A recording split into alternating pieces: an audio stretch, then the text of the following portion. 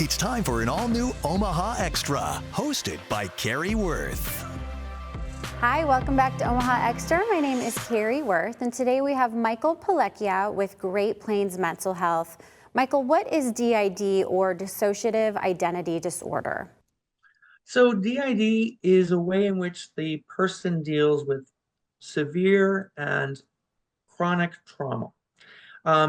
Basically, when a person is exposed to very horrendous kinds of sexual and physical abuse, they can develop these other alters or personalities that at the time of the abuse essentially was taking on the abuse, so that the real person, in this case, my client, let's say, did not have to experience the abuse.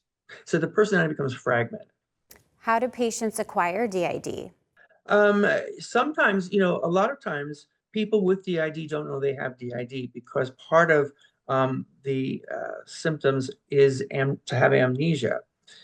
So when the alters come out, it's very common for the host person or the person who is in the front to not know. They just there are these gaps in time to that person. And how do DID alters present in therapy? In therapy, they may be very subtle, like you might not ever perceive that you're not talking to the actual client, or you might be talking to an alter.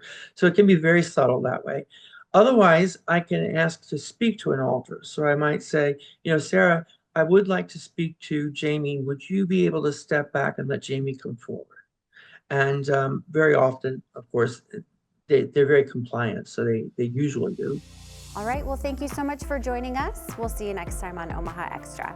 This Omaha Extra segment has been paid for by Great Plains Mental Health.